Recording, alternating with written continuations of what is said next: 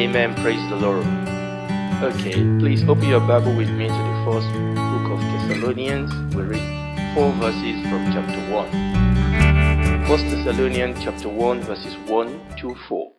Paul and Silvanus and Timotheus unto the church of the Thessalonians, which is in God the Father and in the Lord Jesus Christ, grace be unto you and peace from God our Father and the Lord Jesus Christ. Verse 2. We give thanks to God always for you all, making mention of you in our prayers. Now, verse 3 is actually where we are going. Remembering without ceasing what? Your work of faith and what? Your labor of love and what?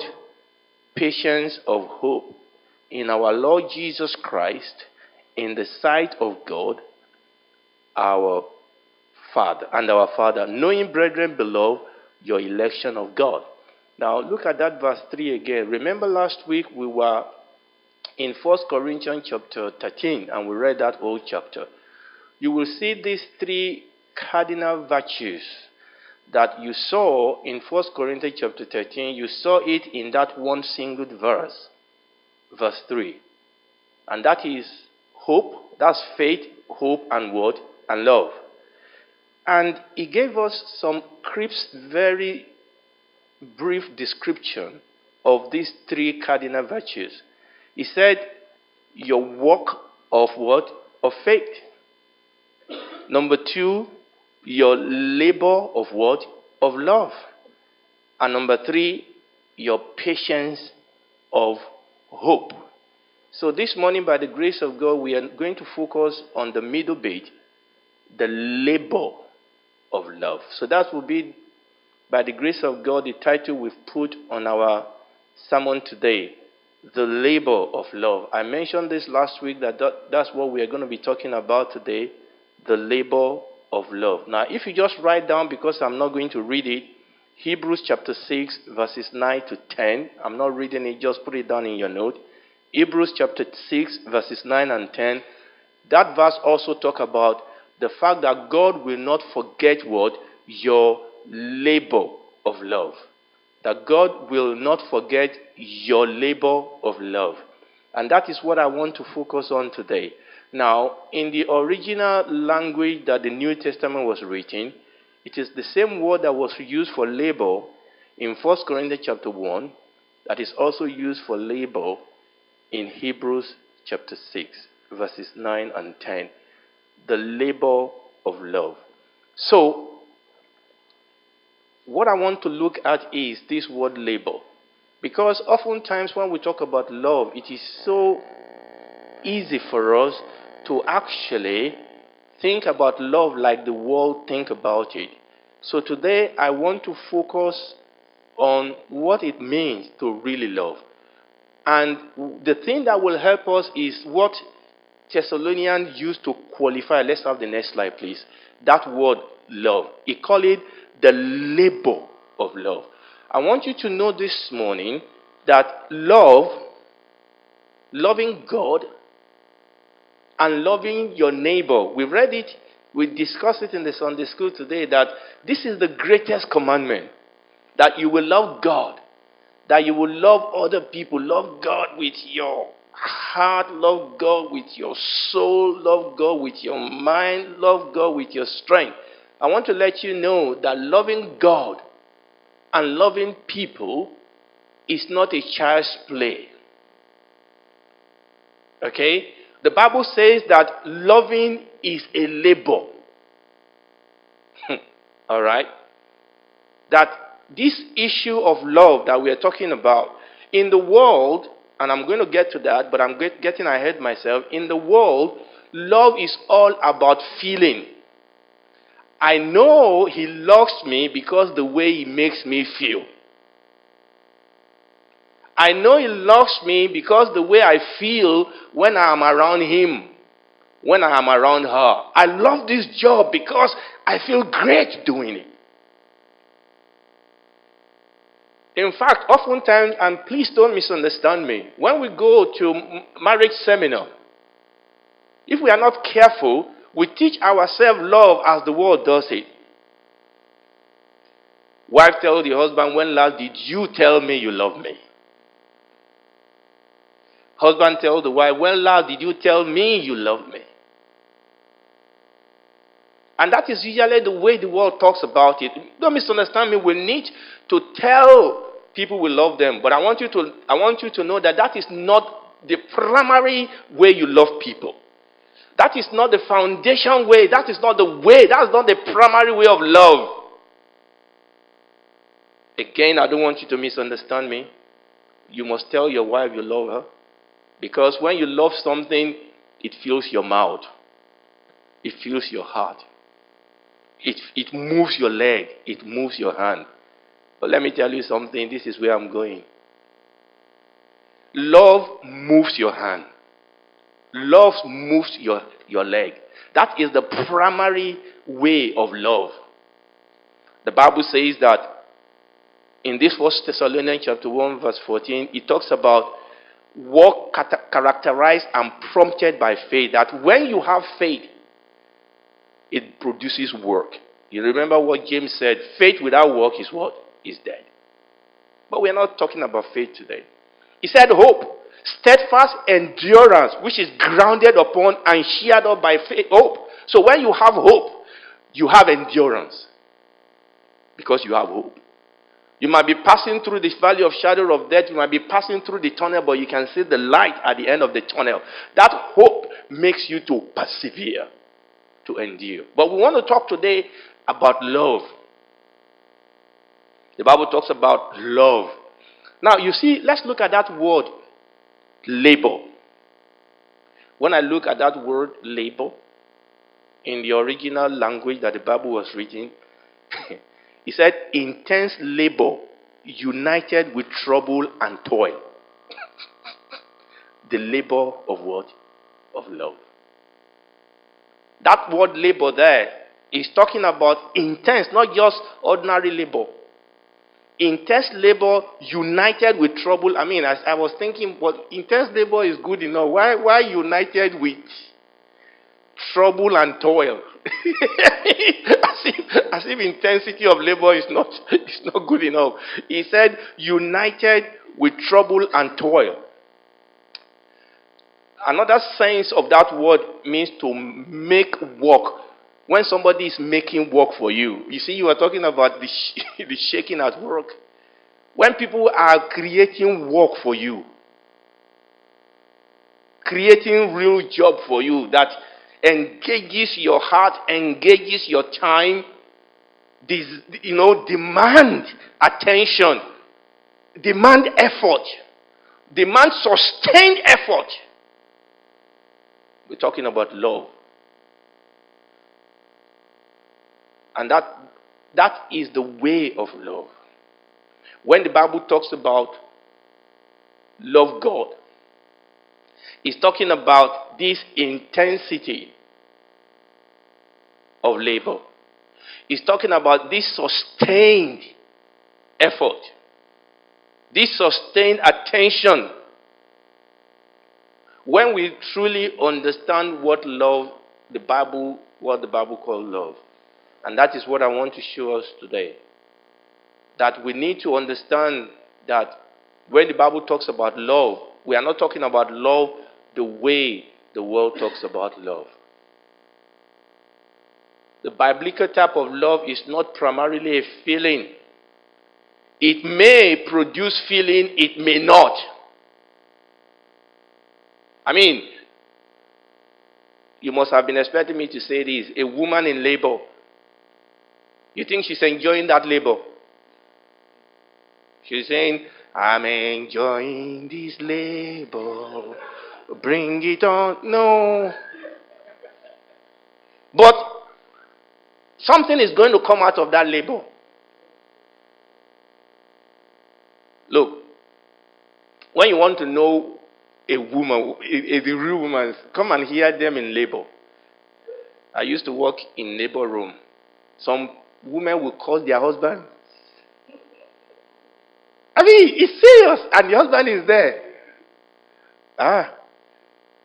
And then when the baby comes, the, the product of that labor, isn't it wonderful?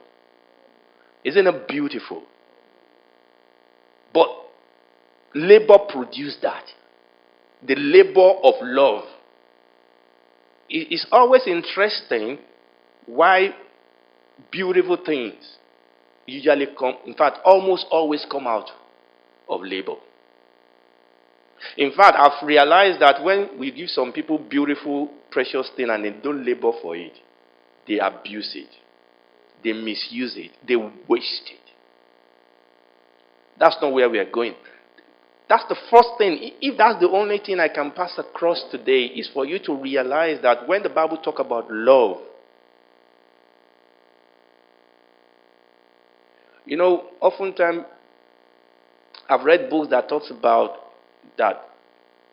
You know, men think about love differently, women think about love differently. There's difference between men and women, don't misunderstand me, but quite a number of the way we talk about love is what we have inherited from the world.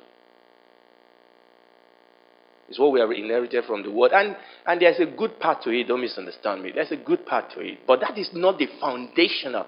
That is not the fundamental. I mean, look at, we went to 1 Corinthians chapter 13 last week. In fact, I had to pull that slide out of this slide so I don't spend all my time on it today. I mean, all those things we were talking about last week. Love does not do this. Love does that. Believe all things, hope all things. You know, suffers long, is kind. Who wants to be kind when somebody is abusing you and misusing you? Who wants to be kind when you are trying to long suffer? You know, you are just trying to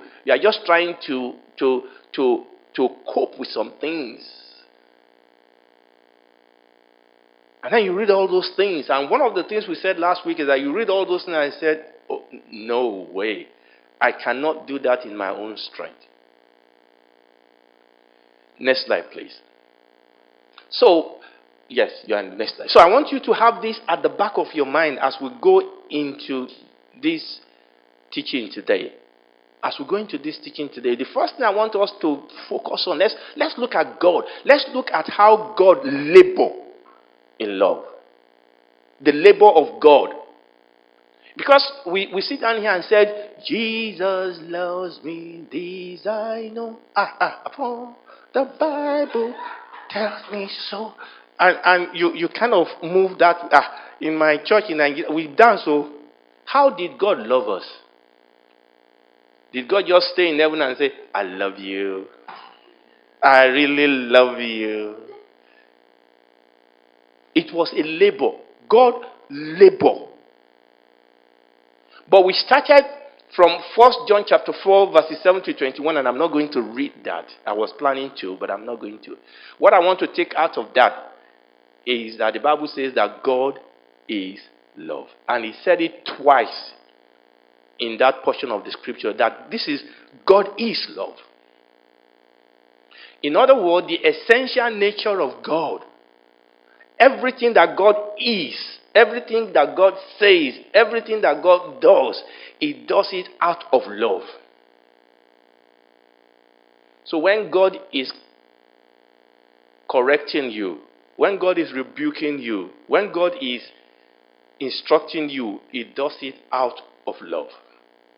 When God judges you, when at the end of the day, the Lord will have to tell some people to depart from me, you evildoers, and send them to hell, he will be doing it out of love. Everything that God says, everything that God does, everything that God is out of love. And then God so loved us, he created us. We mentioned this last week. And when you read that place that is there on the scripture, Genesis chapter 1, the Bible says God said, come, let us create man in our own image and after our own likeness, and let them have dominion. God loved us so much, he shared himself with us. He created us in his own image, after his own likeness. And God blessed them, the Bible says, and said, you have dominion. We see love in what God, in his relationship with man. And God said, and this is very important. And when we look at, when you read the scripture, I said this last week, oh dear. I said this last week, and we read it today, that when people ask the Lord Jesus, that what is the greatest commandment? You know what, I was sitting down there, I was trying not to jump ahead of myself. I was sitting down there. What are commandments? Essentially, God gave the children of Israel commandments to show them how to relate to Him, and how to relate to other people, and how to relate to the world. And God said, actually, you don't understand. I'm telling you how to love. And that is why He said that is the great commandment. That all these commandments I've given you, that is the way to love God. That is the way to love your neighbor. That is the way to love your wife. That is the way to love your husband. That's the way to love your friend. That's the way to love your government. That is the way to love your high part. You see, when you obey the commandment, the law, the commandment, they are actually the commandment of love. That when I obey the word, and God said it, and I hope we get to that. It said this is love, that we obey His commandment. That is love. So when you were asking Him, which one is the greatest commandment? He said, you see, the commandment can be summed up in one word: love. Love. So God created us in His own image, after His own likeness. But we kicked out at God. We decided to go our own way. We decided to rebel against God. And the Bible says that we became citizens of a rogue, wicked, devilish, evil, dark kingdom. We became slaves. And the nature of the devil started manifesting in the world. I understand that the nature of the devil is enmity against God.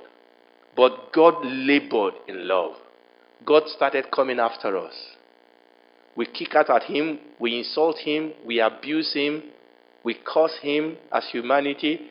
The Bible says that it repented God that He created man. I don't know about you. How do you feel when something you love so much is defaced? Is someone listening to me? Something that means so much to you. Your child. Even sometimes your car. I mean, some of us, it's our desk. Who touched my desk? You love the way you have arranged it, and somebody have just moved something. Say, who did this?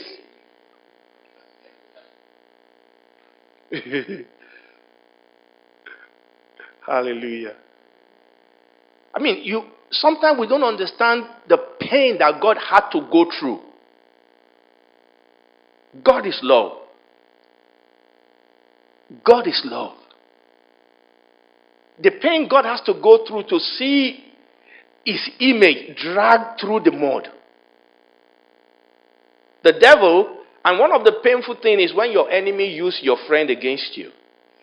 When your enemy use, let's say you are in the business world and you created something and your competitor use your own software to attack you. That is even more painful. Hallelujah.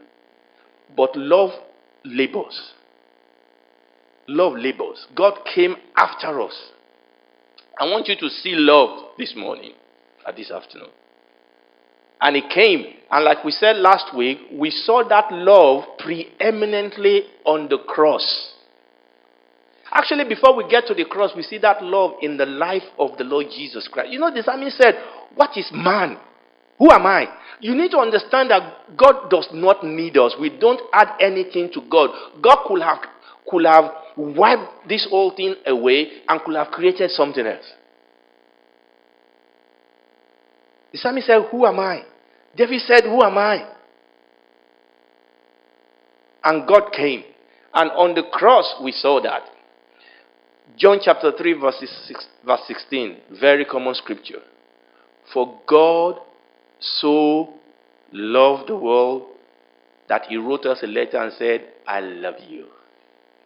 For God so loved the world that he composed a love song. When I wake up in the morning, all I think about is you. No, that's not what the Bible says. For God so loved the world that he gave. You can see that I have an anointing. You see what you've done this morning. There's an anointing. I'm anointed to sing and preach this morning. Amen. For God so loved the world that he gave his only begotten son. I'm talking about the love that love always costs you something. For God so loved the world. Since when has God so loved the world? From the time he created the world. But this was many, many thousand years down. For God so loved the world, he gave everything. God had nothing else to give. And this is why people that rejected that love, there's nothing else. People said God sent people to hell. No, God didn't send anybody to hell. People sent themselves to hell. Because they rejected everything God has to offer. The Bible says that there is no other name. God has nothing else. He gave us everything he has in Christ Jesus. And on that cross, he suffered. When you look at the cross, see the labor. The ultimate labor of love on the cross. You know, a friend of mine said this. He said, all of us know John chapter 3 verse 16. How many of us know 1 John chapter 3 verse 16? I thought, good point, I don't. We all know we all know John chapter 3 verse 16. Let's go to 1 John chapter 3 verse 16. And you will see that they are almost the same actually. Almost the same. Hereby perceive we the love of God. Because he sent us a postcard. Because he sent us a flower on Valentine's Day. Hereby we perceive the love of God. Because, what? He laid down his life for us. For God so loved the world that he gave his only begotten son.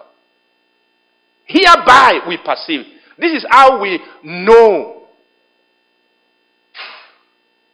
that God loves us. Because he laid down his life for us, but he didn't stop there. He said, and we ought to lay our lives down for the brethren. But you cannot love God. You see, you cannot give something you have not received. We need to understand how much God loved us.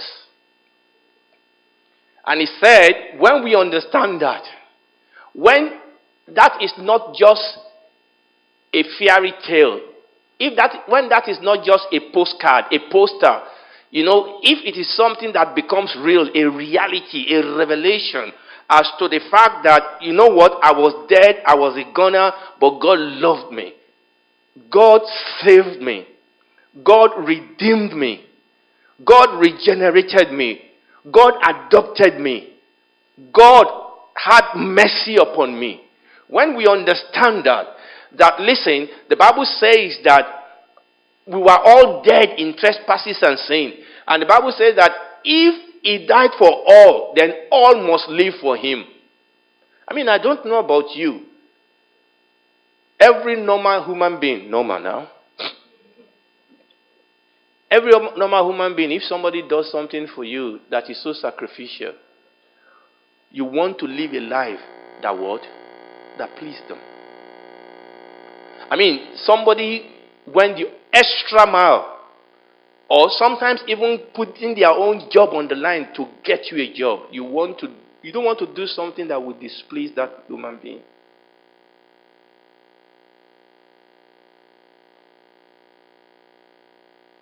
So God, on the cross, we began to see the ultimate love of God.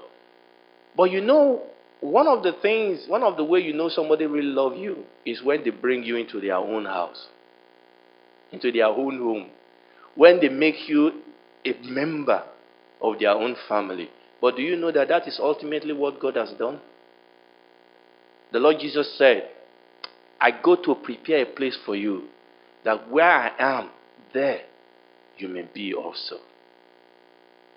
So I want us to see that love is more than just a mere feeling. It may produce feeling, it may not. When the Bible talks about love, love is action. By this shall all men know that you are my disciple, if you have love one for another. And every single thing we talk about in 1 Corinthians chapter 13 last week was all action.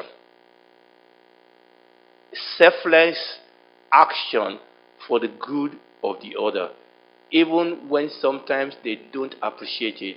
Even when sometimes they are misusing you, abusing you, misunderstanding you, trying to take advantage of you, there's a labor in love.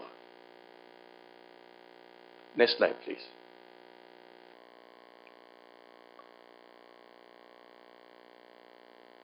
I told you yesterday that there are so many words that are used for love in the scripture, both Old and New Testament, but traditionally, we have all boiled them down usually to 3 words, but I told you that actually I will talk to you about 4 today.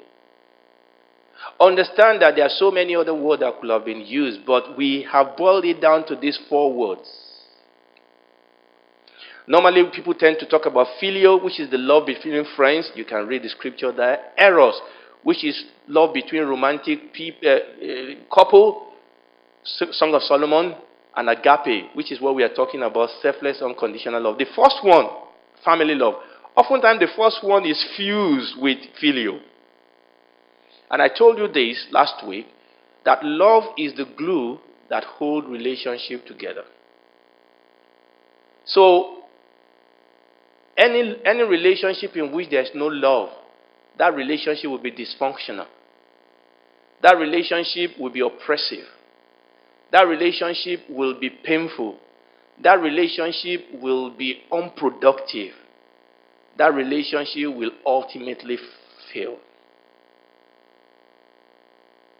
In other words, every relationship, 2 people, 3 people, group of people in a relationship, they must live and work in that relationship obeying God's word and obeying God's commandment as it relates to that relationship. And as you are doing that, you are loving God and you are loving your neighbor.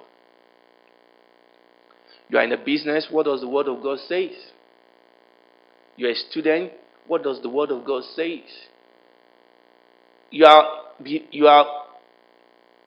in a place among strangers, what does the word of God say? Concerning your body, what does the word of God say? If I'm not obeying the word of God concerning my body, I'm not loving my body. I'm not loving God. You see, this is the problem. People say, love yourself, because people will say, if it feels good, then do it. No, that's not love. That's not love. You make me feel good. No, that's not love. That's not biblical love. Now you feel good. You feel good. That's okay. But that's not biblical. And I mentioned something last week, that because sometimes when we do this, people said, oh, okay, the other 3 are wrong. No, they are not wrong. They are created by God. Storge is good. Filio is good. Eros is good. But they are only as good as, I call it a tinge last week. They are only as good as people walk in them with a tinge of agape or with a tinge of selflessness. Because romantic love is good. But it must be among married people. Filio is good. But what we are saying is that if you take the selflessness out of those 3, they become nothing. So we mentioned that this is the love that is agape love. You know, that is why the New Testament places so much emphasis on agape love, on the selflessness, unconditional love part of the way that God has called us to. And that is the thing you will see as you read the scripture, that God is telling you, obey me, whether or not the other people is responding to you. That my responsibility is to obey God. That God does not want us to respond to him based on other people's response. Say, I can't love my husband because he's a stupid man. You can't say that. All right? I'm not going to be loving in the church because my pastor, because no, you can't say that. But you can say, despite this, I'm going to love because this is what God says. The Bible says that everything we do in word and in deed, we should do all to what? To the glory of God.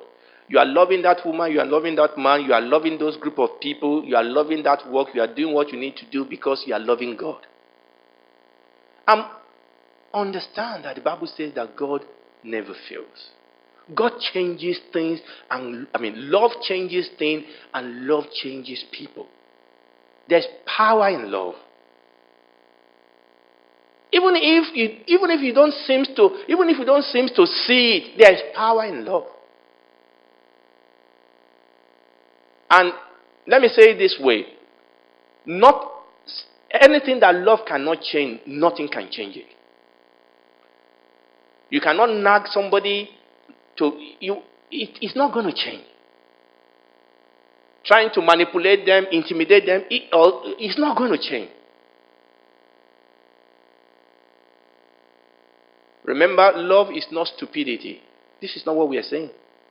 There are sometimes that you love some people enough to leave them for some time. There are sometimes you need to love people enough to tell them no. We read this last week. Love is not yes, yes, yes. Love does say no. The Bible says that love does not rejoice in iniquity. Remember, love is obeying the word of God in that relationship. So when you are obeying God's word and God's word is saying, say no, you are loving. And when you are obeying the word of God in that relationship and God says flee, you are loving. The other fellow may say, you don't love me. I love you, that's why I'm leaving. I love you, that's why I'm saying no. I love you, that's why I'm going to not spare you the rod. In the next few minutes, I just want to show you the tale of a very dysfunctional family. Talking about love. So when you have time, and you should make up time, obviously most of us know this story. This is the dysfunctional family of a man of God called David. David was a fantastic man of God, but his family was so dysfunctional. Two brothers, Amnon. For whatever reason, Amnon had this erotic feeling towards his sister. And actually, do you know that in those days, he could have actually been able to legally marry her because they are not of the same mom. I hope you know that. And this is supposed to be love. And the Bible says that Tamar was gorgeous. She was gorgeous, beautiful. And then her stepbrother got this infatuation love, this darkened side of eros towards her sister. And then tricked her and raped her. But you know what the Bible says?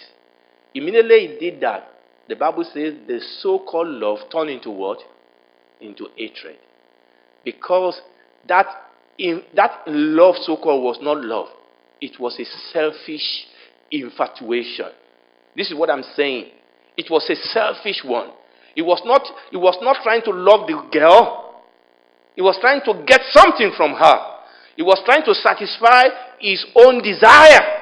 That is not love. And this is what the world tells us love is. That is a perverted eros. That is not God kind of eros. God kind of romantic love is beautiful. It looks after the other in that relationship.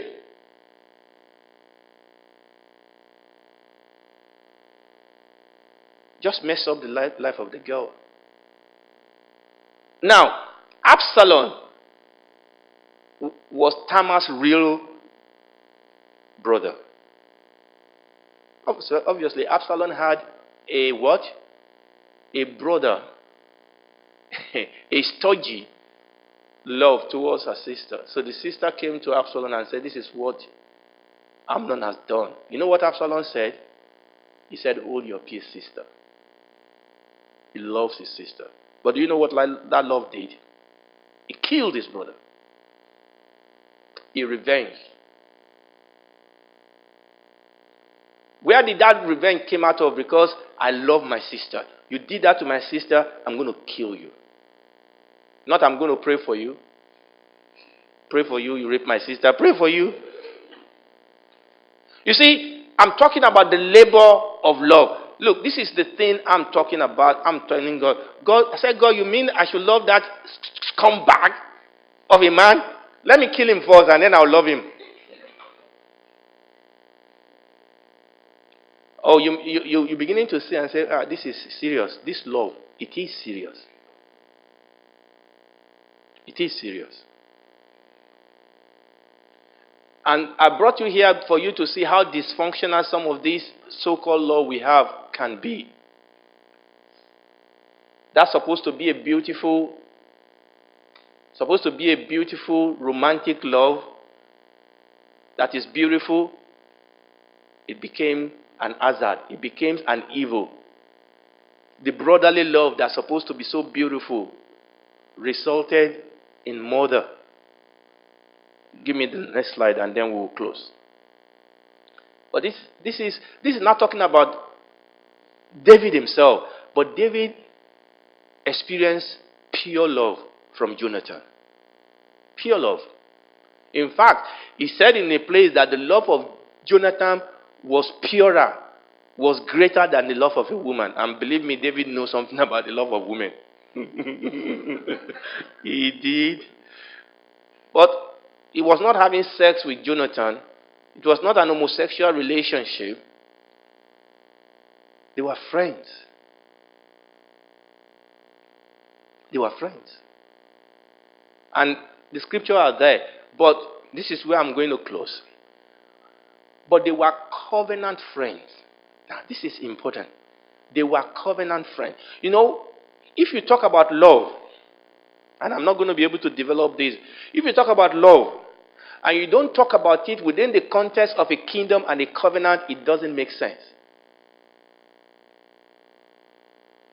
If you talk about love, and you don't talk about it in context of a covenant, or you don't talk about it in context of a relationship, two-way relationship, in context of your relationship with God and relationship to that individual, it doesn't make any sense. Why should Absalom not kill Amnon after raping his sister?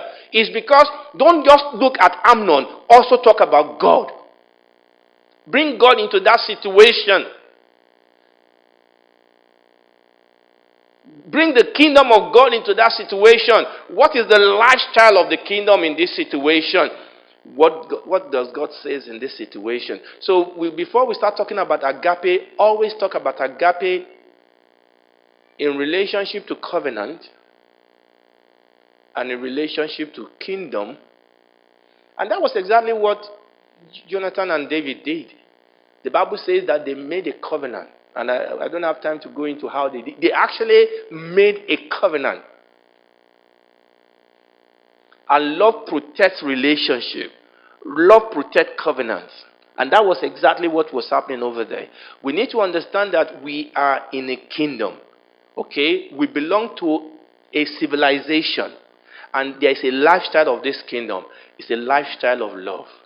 And yes, in the fall, people we've lost the ability to walk in this love. But like I said, even among unbelievers, we see people walking in some heroic love. But as a Christian, the Bible says that God will shed his love across in our heart.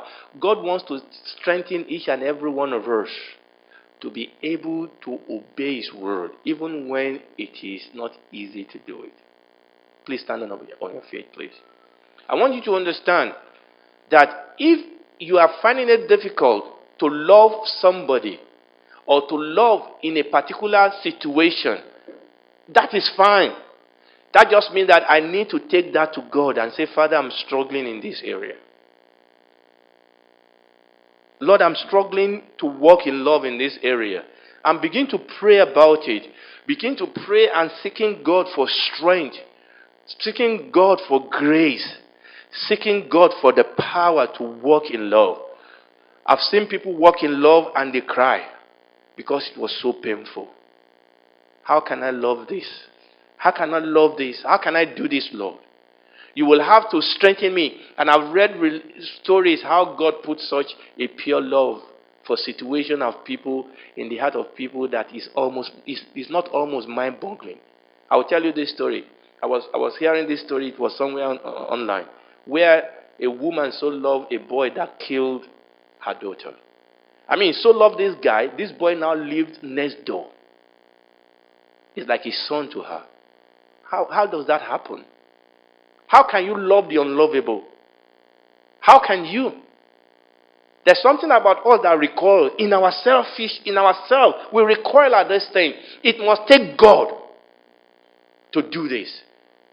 And it will take God to do this. But this provision, God has given us this provision. He said, we read it in that 1 John chapter 3 verse 16, God gave His life, we must give our life. There are times when you are loving some people, you are literally dying. Literally. And that is what love does to you. It kills you. Not you, it kills the selfishness in you. Because I cannot love you if I'm full of myself. I can only love you if I'm full of you, of your goodness. Father, we give you praise. I know who is sufficient for all these things. Who is sufficient for all these things? Our sufficiencies of God. Our sufficiencies of God. We can of ourselves do nothing. We can't do this by ourselves. You cannot do this by making a resolution and say, okay, yeah, I'm going to go and love her. Oh, yeah. You will probably love them for a day and blow up the next day. This will have to be God helping us, helping our heart. We may fall, we may make mistakes, but we go back to God and say, God, you want me to love this individual. Please give me the grace. And that grace comes as we study the word of God. First study who God is. First of all, know that you yourself, we ourselves, when we understand that this is where we are coming from ourselves, understand that God, we have to be loved ourselves. Because if we have not experienced love, we can't give it. We have to allow God to show us. We have to experience this pure love that God has given us. We must not think that we are anything in ourselves, that we are so great, we are so cool, this is why God loves us. No, when we understand the pureness of God's love towards us and how much it costed God to love me, when that dawned on us, then we will begin to give that love to other people. And if there is anything in us, any obstacle in us to love other people, let's take it before God. Say, God, I don't feel like forgiving him. I don't feel like forgiving her. Lord, I don't really feel. And God said it's not about feeling. Do you want to love him? Do you want to forgive? As long as we understand that love is not primarily about feeling, it is primarily about obeying.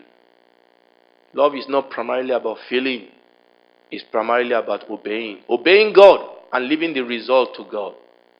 Father, we give you praise. We thank you.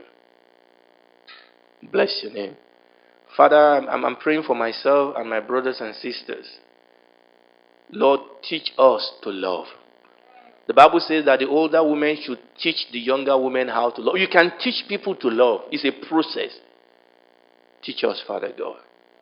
Father God, in our individual life, and God says that when you love, there's a reward. The Bible says, by this we will assure our heart before Him.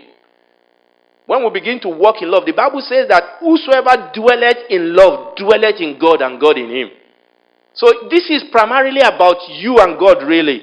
As you walk in this level, this depth of love, you will begin to experience a new depth of the presence of God. A new depth of the glory of God. A new depth of the provision of God. Because you are obeying God despite the cost to yourself. It is called the cross. It is the cross. Love always brings you to a cross. Love always brings you to a cross where your desire, your own feeling come, across against the will and the purpose of God. When you desire, like Jesus said, it is not my will but your will be done. And at that point, there's always a miracle.